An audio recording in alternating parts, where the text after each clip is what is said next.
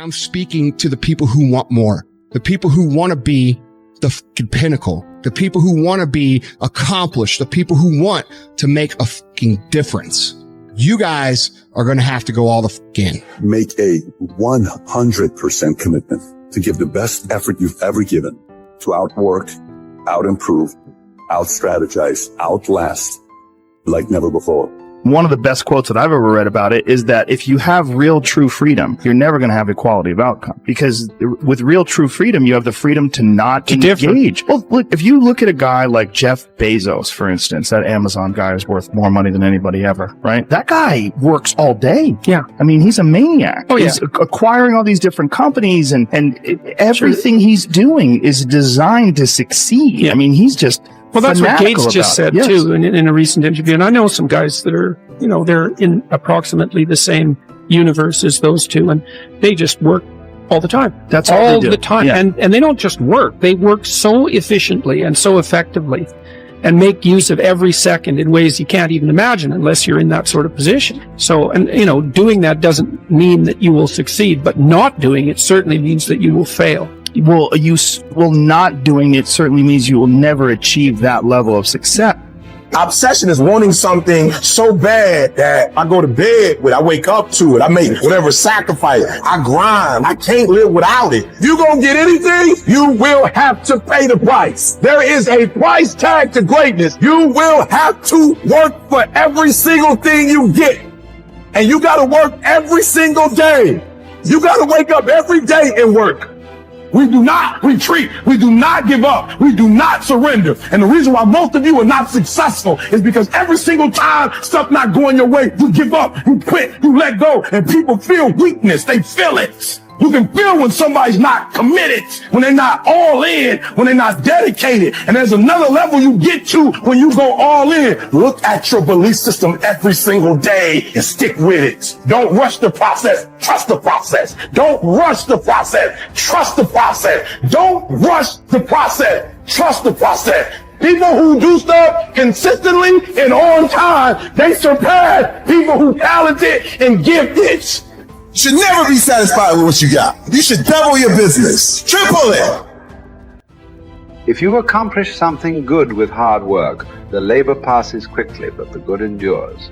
If you do something shameful in pursuit of pleasure, the pleasure passes quickly, but the shame endures. So as you begin to look toward making this your decade, as you begin to look toward making your life different, as you begin to look at yourself, you've got to redefine yourself. Who are you right now? And who must you become in order to create what you want? What has to change about you? What is it that you're doing right now that would be a liability for you? As you begin to look toward the future and take inventory of yourself, what is it about you right now that you've got to leave this behind because this no longer fits? Looking at where you want to go and the kind of person that you must become, the kind of standards that you have for you, what is it that you must do differently? If you want to keep on getting what you're getting, keep on doing what you're doing. It makes sense unless you change your pattern, unless you change the way you're thinking, unless you change your behavior, you're going to continue to produce the results in your life. See, all of us are winners, but some of us are producing results that we don't want. And so all you have to do is look at your game plan, look at your strategy. How is it that you have been being? What is it that you've been doing to produce this? So you're the director, you're the producer, you're writing the script, you're the star of your life. And as you begin to look at your life, you can decide whether or not it's a smash or whether or not it's a flop. That's in your hands. Look at your life. Look at where you want to go. Don't worry about your circumstances. Don't worry about your age. I have a friend who's up in age, over 70, and she wanted to build a multi-million-dollar complex. The name is Dr. Johnny Coleman. Lenders and bankers say, you can't do that. You're too old. She ignored them. That building now stands, ladies and gentlemen, a multi-million-dollar structure. But there are a lot of people who would have listened to that. There are a lot of people that would not have even gotten to that point. They would have talked themselves out of even going down to the bank to ask for it because they've already said no to themselves. See, it's time now. If you want to make this your decade, you've got to start saying yes to your life. You've got to start saying yes to your dreams, yes to your unfolding future, yes to your potential, as opposed to saying no. See, 87% of our self-talk is negative. So you've got to make a conscious, deliberate, determined effort to say yes to your dreams, Why not? Why not me? Don't spend time like most people going through life complaining. Don't try and get on talk shows and tell everybody how life has done you wrong. Here's what's happening in the audience. 80% don't care. And 50% glad it's you. All right? So when you know that, you don't go around, oh, you know what they did to me? Who cares? Get away from me before they come back. Even as the sun doth not wait for prayers and incantations to rise, but shines forth and is welcomed by all, so thou also wait not for clapping of hands and shouts and praise to do thy duty. Nay, do good of thine own accord, and thou wilt be loved like the sun. Above all, remember that the door stands open. Be not more fearful than children, but as they, when they weary of the game, cry, I will play no more. Even so, when thou art in the like case, cry, I will play no more, and depart. But if thou stayest, make no lamentation. If you choose, you are free. If you choose, you need blame no man, accuse no man. All things will be at once according to your mind and according to the mind of God. Withdraw into yourself as far as you can. Associate with those who will make a better man of you. Welcome those whom you yourself can improve. The process is mutual. Men learn while they teach. Limiting one's desires actually helps to cure one of fear. Cease to hope, and you will cease to fear. Widely different as fear and hoping are, the two of them march in unison like a prisoner and the escort he is handcuffed to. Fear keeps pace with hope. Both belong to a mind in suspense, to a mind in a state of anxiety through looking into the future. Both are mainly due to projecting our thoughts far ahead of us instead of adapting ourselves to the present. I have learned to be a friend to myself, great improvement.